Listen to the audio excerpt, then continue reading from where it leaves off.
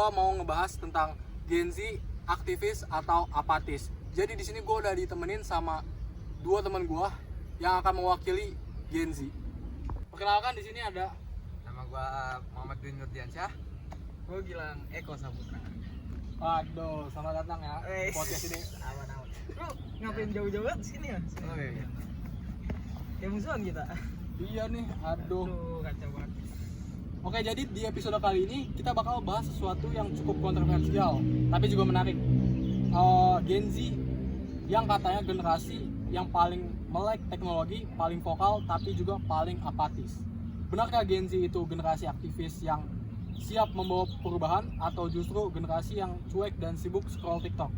Kita bedah bareng-bareng, kita bakal ngobrol dari berbagai sisi, mulai dari pengaruh media sosial, aksi nyata, sampai tantangan yang dihadapi Gen Z dalam menyuarakan opini mereka. Nah, sekarang kita buka dengan pertanyaan besar soal Gen Z, aktivis atau apatis. Kita bahas dari pertanyaan pertama.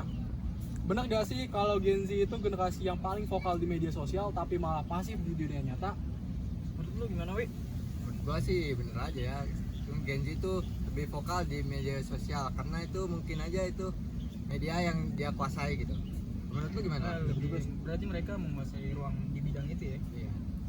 Iya sih, emang benar sih. Tapi kayak bukan berarti mereka itu pasif. Mungkin udah banyak banget gerakan yang dimotori oleh Gen Z. Ya kalau lu nanya contohnya nih, ya, contohnya seperti gerakan sosial vokal.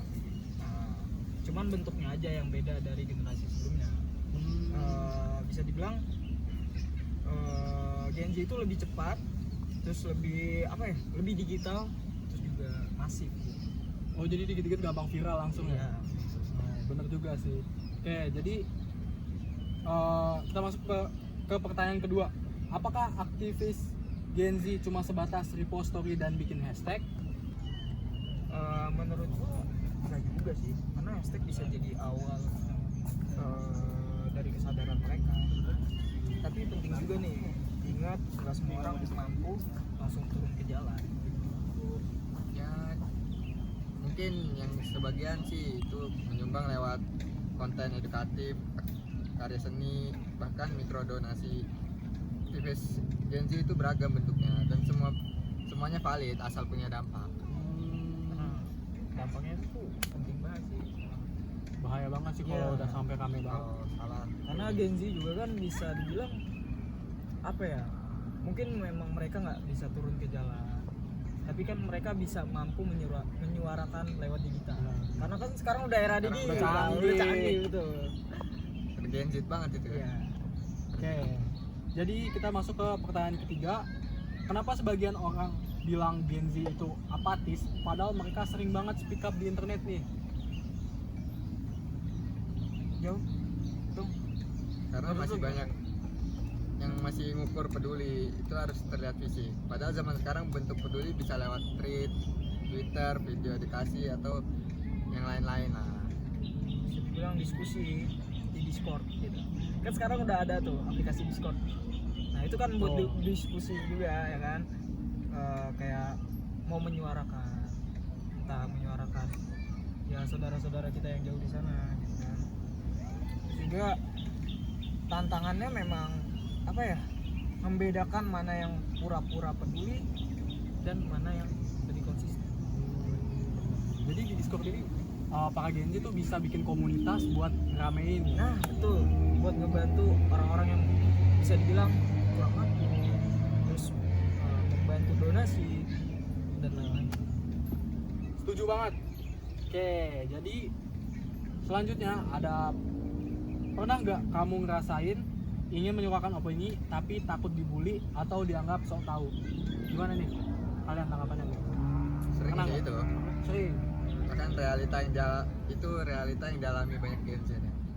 Kadang kita mau ngomong tapi takut salah dan akhirnya kita memilih untuk diam dan cuman nge-like dan repost story aja. Iya, karena penting juga buat pembelajaran bagi kita nih sebagai generasi Gen Z. Kita juga tetap bakal mencoba untuk speak up walaupun pelan-pelan gitu kan. Karena apa ya, perubahan nggak datang dari diam. Kita nggak mungkin diam diam kan. Harus Kalau juga kalau nih. kita diam kan kita nggak bakalan dapat perubahan. Mungkin sekali-sekali kita bakal ya speak up lah. Apa yang mau kita suarakan kita keluarkan. Tapi dari sekedar nge-like atau nge-posting ulang sesuatu itu udah jadi tindakan juga kan. Iya, Itu tindakan kecil. Tapi dampaknya juga Besar pasti banget. Besar banget. Iya. Apalagi kalau misalkan semua orang melakukan hal yang itu kan, yang sama. Ini gue ngopi nggak apa-apa kan? Nggak apa-apa, Sambil ngopi. aman, Oke, aman, oke. aman. Aman ya. Aduh kopi. Masuk ke pertanyaan berikutnya. Apa contoh nyata yang membuktikan kalau Gen Z bisa bergerak dan berdampak, gak cuma di internet? Yang gue lihat sih banyak ya.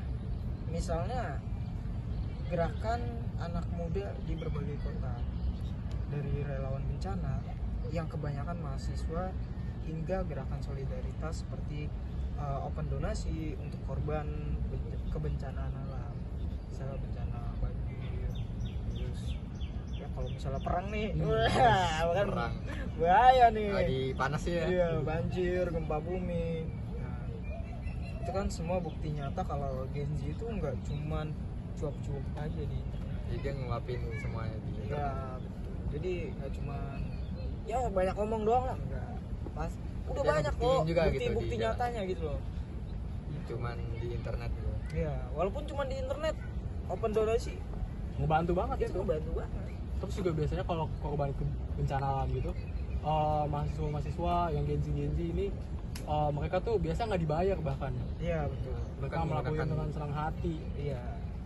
Gunakan dana sendiri. Benar, ada juga yang begitu. Oke, jadi Gen Z itu aktivis atau apatis? Jawabannya mungkin bisa dua-duanya. Tapi yang paling penting adalah sadar bahwa setiap suara kita punya nilai, mau lewat story, aksi nyata, atau obrolan kayak gini, semuanya bisa jadi awal dari perubahan. Terima kasih buat teman-teman yang udah dengerin. Sampai ketemu di episode selanjutnya. Tetap kritis, tetap peduli, dan jangan takut buat speak up. Good job, mantap. Mantap.